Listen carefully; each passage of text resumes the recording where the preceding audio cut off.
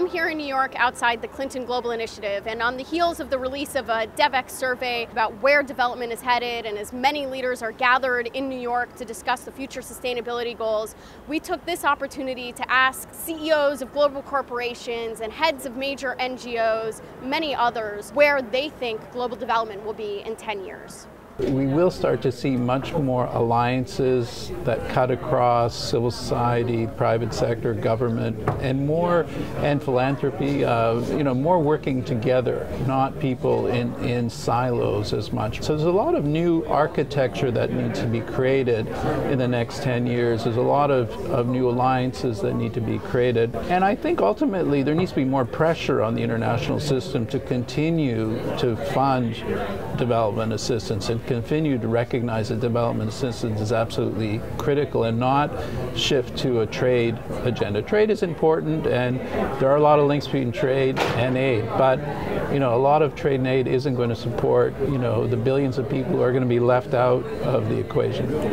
It's indisputable that in the next 10 years, we're all going to be talking in the global health arena more and more and more about, cancers, respiratory diseases, diabetes, and other NCDs. And the NCD world will potentially, it has the potential for sort of overwhelming the global health agenda in the future. The second thing, though, in the broader sense, I think that we will see new business models emerge as we see new financing mechanisms, new funding opportunities, a lot more shared value initiatives.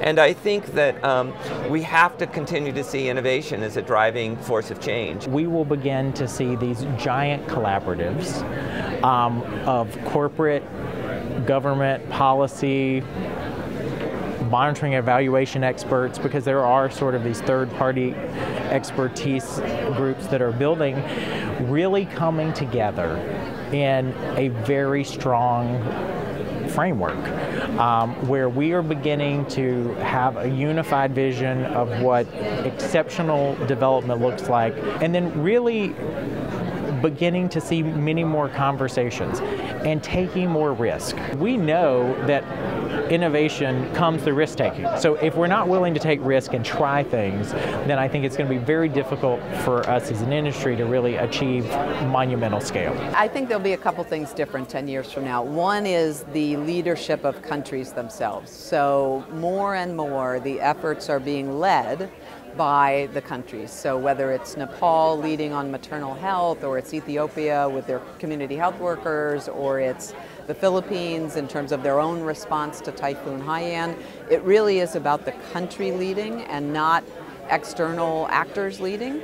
For Save the Children, I think what will probably change is we'll have more direction inside the country. Our staff inside of a country are almost all national staff there. So they're Filipinos or Nepalese or Ethiopians.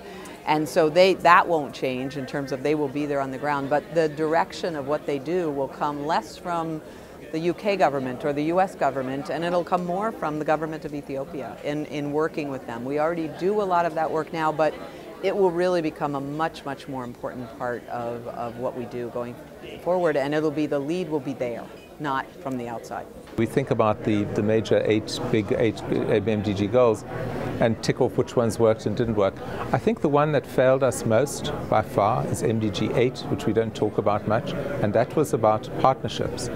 And part of the reason was that the UN system and many in government really didn't see, from a mindset point of view, the way in which they could interact to fully use the capabilities of companies.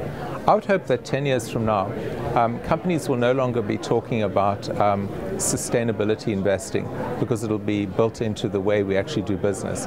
I'd hope from 10 years from now, the major stock exchanges of the world, whether it's the Dow Jones or the Johannesburg Stock Exchange or the FTSE in the UK, will automatically build into the way they assess corporate behavior, whether they are addressing global health and development issues as integral to their bottom line, recognizing that if they do that, it's going to be profitable over the long term, and it's going to yield the social benefits in terms of the environment, health, empowerment of women, and so on.